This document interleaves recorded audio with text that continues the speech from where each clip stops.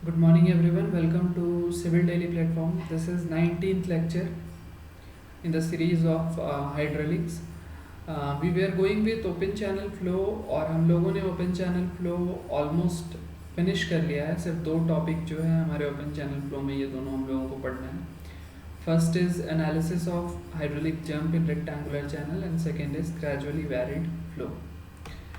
तो आज हम लोग ये दोनों टॉपिक के बारे में बात करने से पहले हम लोग आज बात करने वाले हैं classification of flow through open channel के बारे में, जो एक बहुत कॉमन सा टॉपिक है लेकिन हम लोगों को जानना है, क्योंकि जब हम लोग gradually varied flow, rapid flow, hydraulic jump अगर हम लोग पढ़ेंगे तो हम लोगों को ये समझना पहले इम्पॉर्टेंट है कि इसका क्लासिफिकेशन होता कैसे है. हम लोग किसी भी फ्लो को वैरिड फ्लो कब बोलते हैं, ये सारी चीज़ें हम लोगों को पता होनी चाहिए. इसके लिए हम लोगों ने पहले इन चीज़ों को पढ़ना है. इसके बाद हम लोग अगले क्लास में हाइड्रोलिक जंप को डिस्कस करेंगे. उसके बाद वाले क्लास में हम लोग ग्रेजुअली वैरिड फ्लो को डिस्कस करेंगे. तो अगर बात करते हैं हम लोग सबसे पहले classification of flow in channels की, एक चैनल में कितने तरीके का, कितने टाइप का फ्लो हो सकता है, या उस फ्लो को हम कितने टाइप में क्लासीफाई कर सकते हैं. Then generally we say that we can have four types of flow. First is steady and unsteady flow. Second is uniform and non-uniform flow. Then laminar and turbulent flow. Then subcritical, critical and supercritical flow. तो ये सारे classification जैसे कि आपके screen पे हैं. अगर मैं पिछले लेक्चर की बात करूं तो आप पिछले लेक्चर में देख सकते हो कि हम लोगों ने डिस्कस किया हुआ है पिछले लेक्चर में about laminar and turbulent flow, about critical, sub critical and super critical flow. और हम लोगों ने वहाँ पे देखा है कि हम लोगों ने इसको रेनॉल्ड नंबर के अकॉर्डिंग और शॉर्ट नंबर के अकॉर्डिंग ये चीज़ें हम लोगों ने बहुत अच्छे से पढ़ ली है. तो अगर आप ये दोनों टॉपिक यहाँ पे लेमिनार एंड टर्बुलेंट और critical, sub critical, super critical के क्लासिफिकेशन को देखना चाहते हो तो पहले आप ऊपर में जो आपकी आई बटन आ रही है आप उस पर प्रेस करो और प्रेस करके इसके पिछले वाले वीडियो को आप देख लो. आपको वहाँ से आइडिया मिल जाएगा ये दोनों टाइप ऑफ फ्लो के बारे में. So basically today we are going to discuss about this steady and unsteady flow, और इसके साथ साथ uniform and non uniform flow के बारे में हम लोग आज बात करने वाले हैं. किस फ्लो को स्टेडी बोलते हैं, किस फ्लो को अनस्टेडी बोलते हैं. तो चलिए सबसे पहले आप देख सकते हो कि आपके स्क्रीन पे एक चैनल बना हुआ है. आपके स्क्रीन पे मैंने इस चैनल को इसलिए बनाया ताकि इसमें मैं कुछ ड्रॉ करके आपको समझा सकूं. ये पर्पज़ से मैंने इसको यहाँ पर ड्रॉ किया है. तो अगर मैं बात करूँ स्टेडी या अनस्टेडी की तो डेफिनेशन आप देख सकते हो. अगर किसी फ्लो चैनल में if the flow characteristics such as depth of flow, velocity of flow, rate of flow in an open channel do not change with respect to time. तो मैं ये बोलूँ कि चलिए मैं एग्जांपल लेता हूँ, ये बहुत ज़्यादा अच्छे से जो हमारी चीज़ें वो क्लियर हो जाएंगी. चलिए मैं थोड़ा एक एग्जांपल लेता हूँ. जैसे कि आपके पास ये चैनल है तो मैंने क्या बोला, मैंने बोला आपको कि रेट ऑफ फ्लो यानी Q, डेप्थ ऑफ फ्लो यानी वेलोसिटी ऑफ फ्लो यानी V, और डेप्थ ऑफ फ्लो यानी कि H.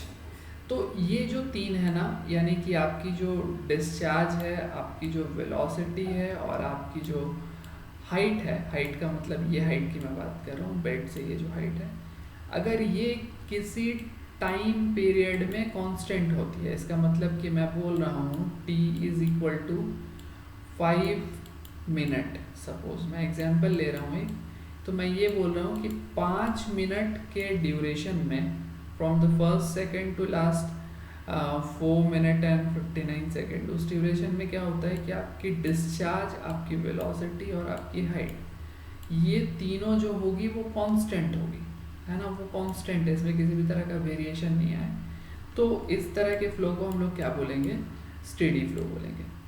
सो स्टेडी फ्लो होने के लिए चलिए मैं यहाँ बोल दिया ना, यहाँ पे वेलोसिटी v है और यहाँ पे आपके लिए जो डिस्चार्ज है वो q है और यहाँ पे हाइट h है.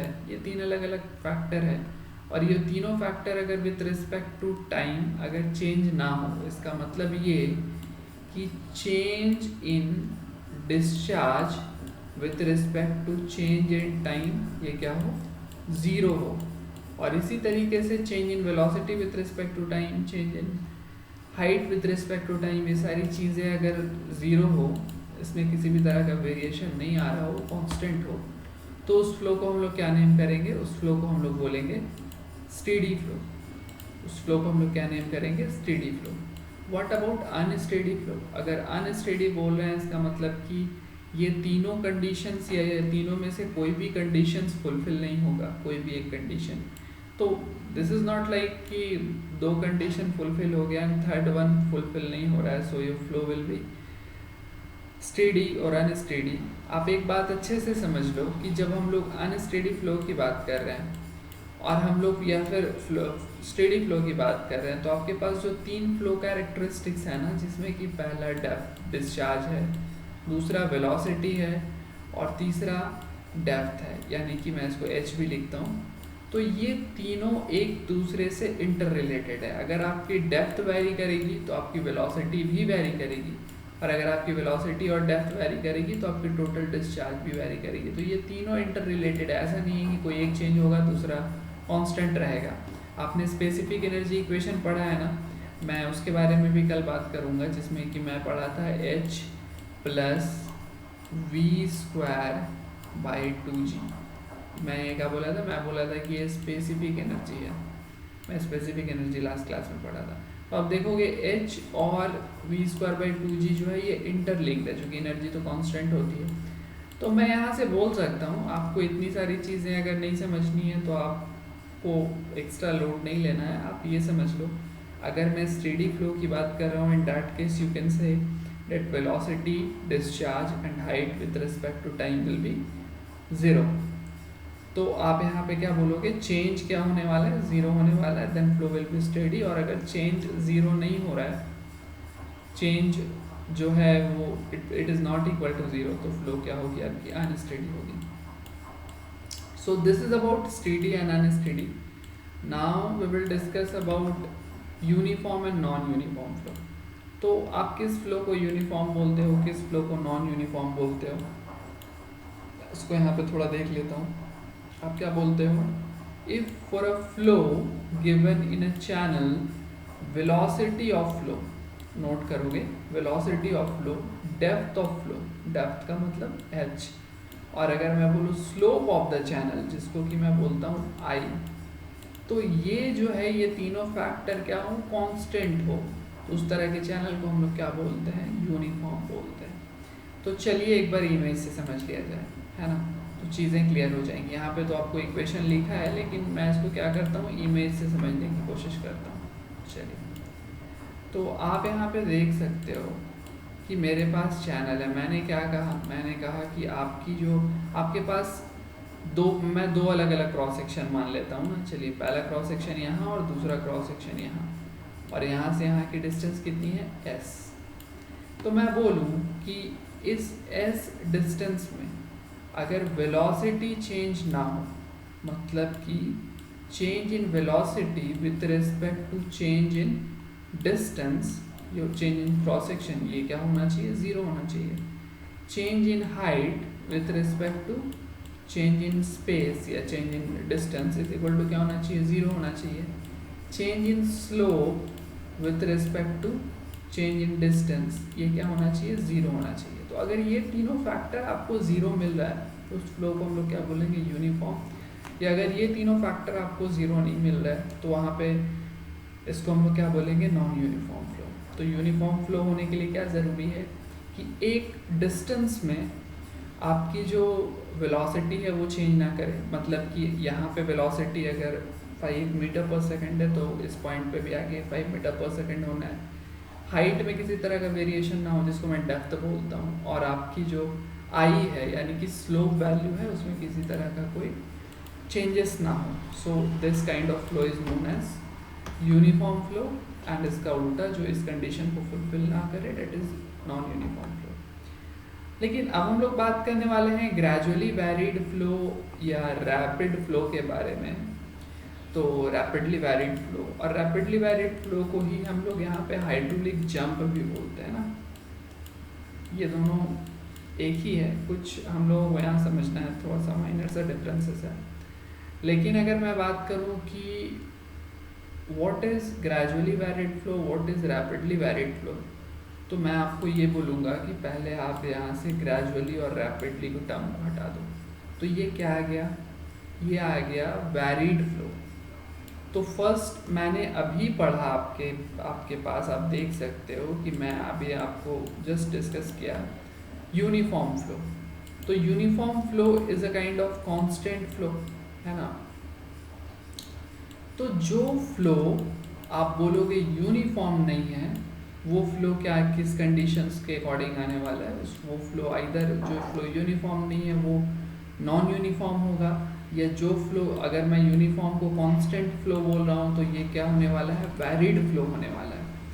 तो हम लोग यहाँ पे ये कहने वाले हैं कि the kind of flow which do not fulfil the condition of uniformity, that is change in velocity with respect to distance and change in height और change in depth with respect to distance, इसको अगर जो condition fulfil नहीं करता है, जो type of flow, उसको हम लोग किस में काउंट करते हैं, that flow is basically counted in varied flow.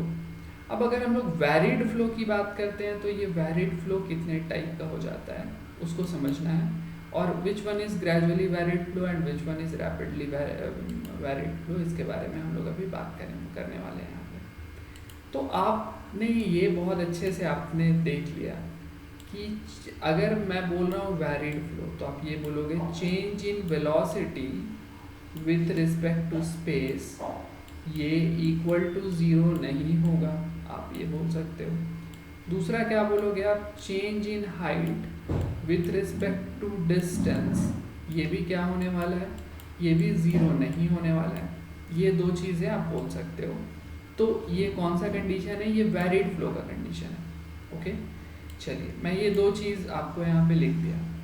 अब मैं थोड़ा इस टॉपिक से बाहर आकर के एक जनरल कंसेप्ट के ऊपर बात करना चाहूँगा। आप जानते हो एनर्जी के बारे में, स्पेसिफिक एनर्जी के बारे में मैं अभी ये सब पढ़ा चुका हूँ, आप पढ़ चुके हो पिछले लेक्चर्स में, आप नहीं देखे तो आप पहले देखोगे उस चीज़ को। हम लोगों ने स्पेसिफिक एनर्जी के बारे में डिस्कस किया और यहाँ पे हम लोगों ने कहा था specific energy is equal to H plus, मैं आसान वाला फॉर्मूला लिखने जा रहा हूँ, तो H प्लस v²/2g। मैं स्पेसिफिक एनर्जी के लिए फॉर्मूला जानता हूँ। और स्पेसिफिक एनर्जी होती क्या है, किसी भी फ्लो में अगर आप स्पेसिफिक एनर्जी बोल रहे हो तो किसी फ्लूइड के पर यूनिट में जो एनर्जी होती है, एनर्जी पर यूनिट वेट, उसको हम लोग क्या बोलते हैं, स्पेसिफिक एनर्जी बोलते हैं। तो अगर मैं ये बोलूँ, आप ध्यान से इन चीज़ों को क्लियर करोगे, अगर मैं आपको अब यहाँ पे एक नया कंसेप्ट रखने जा रहा हूँ, आप इस चीज़ को समझ लो, आपको टाइप्स ऑफ फ्लो अपने आप समझ में आ जाएगा। मैं बोलता हूँ कि किसी भी फ्लूइड के अंदर 10 यूनिट एनर्जी है। मैं एक एग्जांपल ले रहा हूँ, एक फ्लूइड के अंदर जो है उसकी स्पेसिफिक एनर्जी कितनी है, 10 यूनिट है, मैं आपको बता दिया। अब मैं आपको बोलता हूँ कि एनर्जी इज ऑलवेज कांस्टेंट, और वी सेज दैट एनर्जी की कंजर्वेशन होती है ना, कंजर्वेशन ऑफ एनर्जी, और जिसको हम लोग बर्नौलीज थ्योरम में हम लोगों ने पढ़ा था। लेकिन यहाँ पे कंजर्वेशन ऑफ एनर्जी उस फॉर्म में नहीं हो रही है, यहाँ पे कुछ लॉसेस तो होंगे, कुछ लॉसेस होंगे, मतलब कि फ्रिक्शनल लॉसेस, रियल फ्लूइड है तो बहुत सारे जंप के चलते कुछ लॉसेस होंगे, तो ये सारे लॉसेस होंगे। तो मैं आपको ये बोलूँ कि अभी ये 10 यूनिट टोटल स्पेसिफिक एनर्जी है, जिसमें कि 5 यूनिट है हाइट वाली एनर्जी, और ये है दूसरी वाली एनर्जी 5 यूनिट है। ओके, तो अगर आप इस चीज़ को समझना, अगर मैं इस पॉइंट पे पहुँचूँ, है ना, और इस पॉइंट पे पहुँचने के बाद क्या होता है कि इसकी हाइट बढ़ जाती है। आप जैसा कि देख रहे हो, हाइट बढ़ के मान लीजिए हो गई 7, हाइट की एनर्जी कितनी हो गई 7, ड्यू टू हाइट एनर्जी 7 हो गई, और कुछ लॉसेस हो गए। तो मैं लॉसेस को अगर कंसिडर ना करूं तो आप ये बोलोगे कि इसकी वेलोसिटी वाली एनर्जी कितनी है, 3। इसका मतलब ये कि जब हाइट बढ़ेगा तो उस कंडीशन में वेलोसिटी क्या हो जाएगी, कम हो जाएगी, और जब वेलोसिटी ज़्यादा होगी या फिर हाइट कम होगा तो वेलोसिटी ज़्यादा होगी। इसका मतलब मैं ये बोल सकता हूँ, क्योंकि आप यहाँ पे इसको देख सकते हो कि ये एक दूसरे के इन्वर्सली प्रोपोर्शनल कंडीशन में है।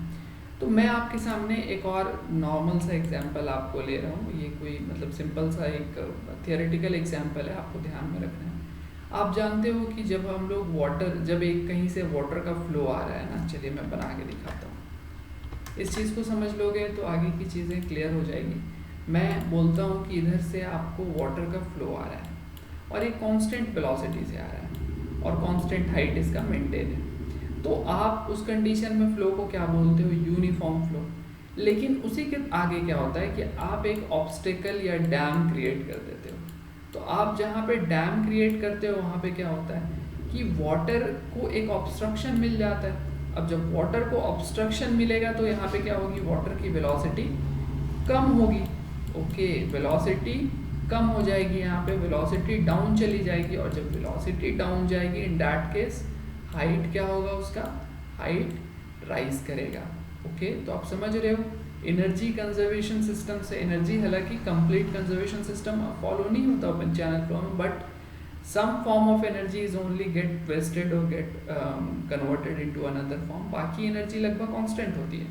तो मैं बोल रहा हूँ कि वेलोसिटी कम हो रही है, उस कंडीशन में हाइट क्या होने वाला है? बढ़ने वाला है। तो इसका मतलब ये कि आपने यहाँ पे एक ऑब्स्ट्रक्शन लगाया और इस ऑब्स्ट्रक्शन के चलते यहाँ की हाइट अगर h1 है तो यहाँ पे हाइट आपकी क्या हो जाएगी?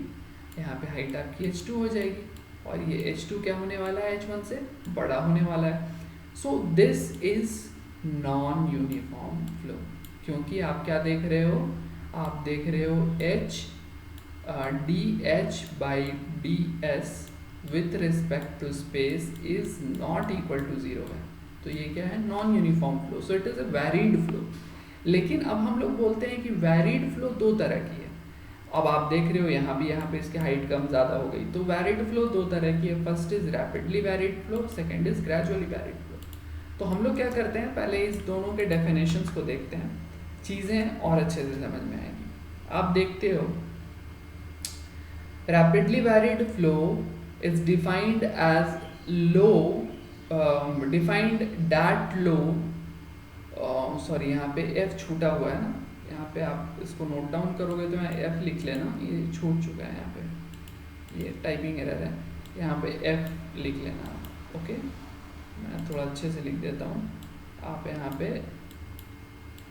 पे लिख लेना फ्लो।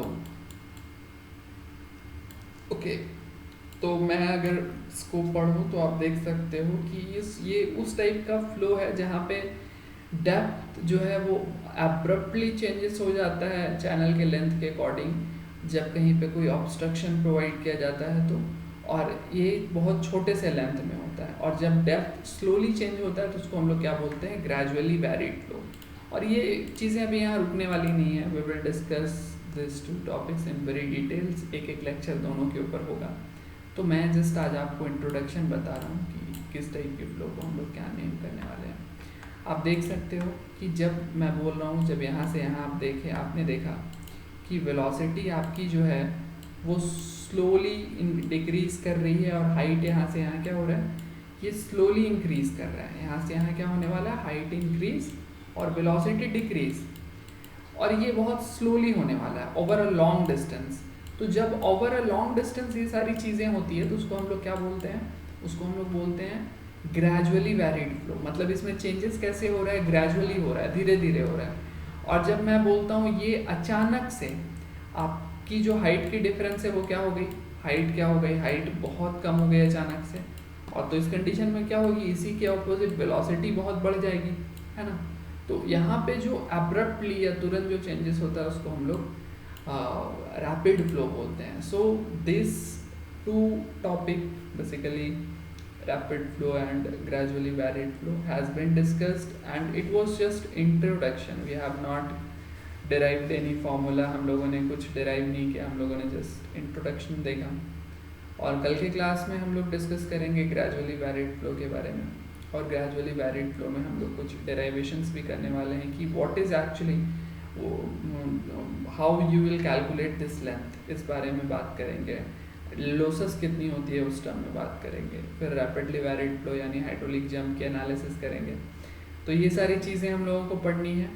आज के क्लास में इतना ही था, और अगर आपको लेक्चर पसंद आता है then like the video, share and subscribe video and basically press the bell icon, जो कि नोटिफिकेशन आपको उसके बाद ही मिलता है।